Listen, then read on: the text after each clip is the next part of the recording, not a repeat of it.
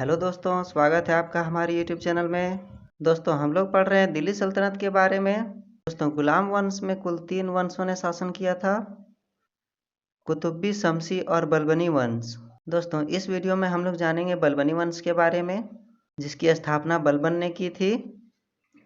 दोस्तों, इस वीडियो में हम लोग जानेंगे बलबन, केकुवाद और शमसुद्दीन कैमुर्स के बारे में। दोस्तों, ये वीडियो दिल्ली सल्तनत काल के गुलाम वंश का अंतिम वीडियो होगा। दोस्तों, पिछला वीडियो में हम लोगों ने देखा था शमसी वंश का अंतिम शासक नसीरुद्दीन महमूद की 1266 ईस्वी में अचानक मृत्यु हो गई थी। उसका कोई पुत्र नहीं था। इसके बाद सत्ता बलबन ने संभाला था। दोस्तों, अगर आपने पीछे का वीडियो नहीं देखा है तो पहले उन वीडियोज को देखिए, ताकि आपको अच्छी तरह से समझ भी आएगा, क्योंकि इतिहास पूरे क्रम वाइज से चल रहा है। तो आइए दोस्तों, वीडियो को शुरू करते हैं।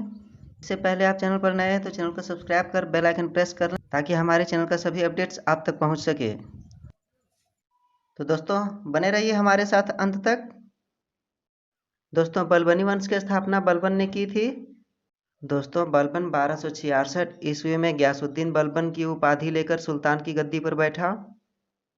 बलबन का कार्यकाल 1266 ईस्वी से 1286 ईस्वी तक रहा।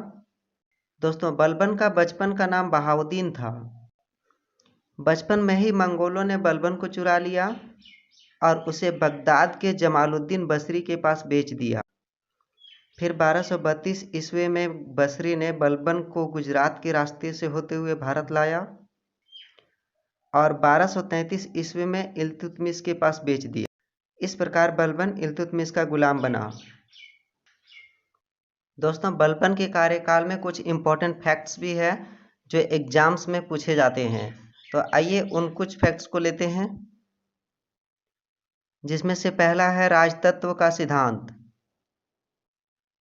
दोस्तों, बलबन अपने आप को नियामत एक खुदाई मानता था।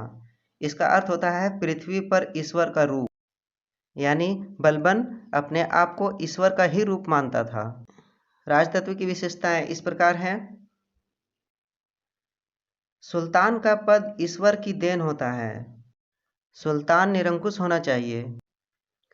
दोस्तों, बलबन ने अपने को फारस के अफ्रीसियब का वंश बताया।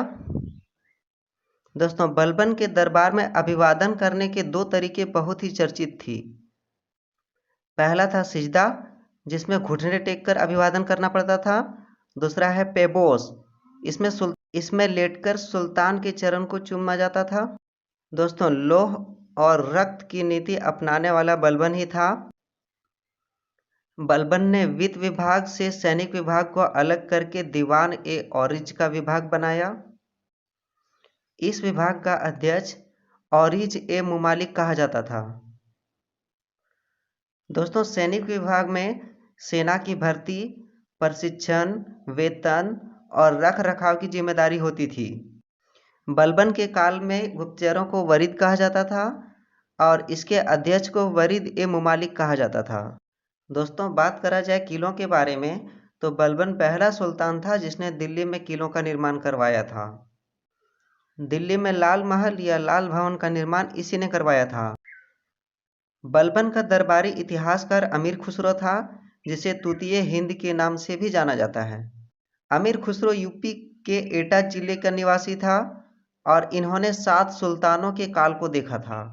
दोस्तों, बलबन और इल्तुतमिश की तुलना करी जाए, इल्तुतमिश कुतुबुद्दीन ऐबक का गुलाम था, जबकि बलबन इल्तुतमिश का गुलाम था। इल्तुतमिश ने चहलगानी प्रणाली की शुरुआत की थी और बलबन ने इसकी अंत की थी। इल्तुतमिश ने राज्य विस्तार किया था, जबकि बलबन ने नहीं किया था। इल्तुतमिश की व्यवस्था अस्थायी थी, जबकि बलबन की व्यवस्था स्थायी रूप से थी। दोस्तों, बलबन का बड़ा बेटा शहजादा मोहम्मद को मंगोलों ने 1286 ईस्वी में मार दिया, जबकि दूसरा बेटा पश्चिम बंगाल का गवर्नर था। बड़े बेटे के वियोग में बलबन ने भी 1287 ईस्वी में दम तोड़ दिया। फिर सुल्तान के पद को भरने के लिए बुगरा खां के पुत्र केकुवाद को सुल्तान बनाया गया। दोस्तों, केकुवाद से पहले जब बलबन की मृत्यु हुई थी तो उसने अपना उत्तराधिकारी खुसरो खां को चुना था, लेकिन बलबन की मृत्यु के बाद तुर्क सरदारों का दबदबा फिर से चलने लगा और उन्होंने खुसरो खां को हटाकर केकुवाद को सुल्तान बना दिया। दोस्तों केकुवाद बहुत विलासी था, वह आराम का जिंदगी जीता था।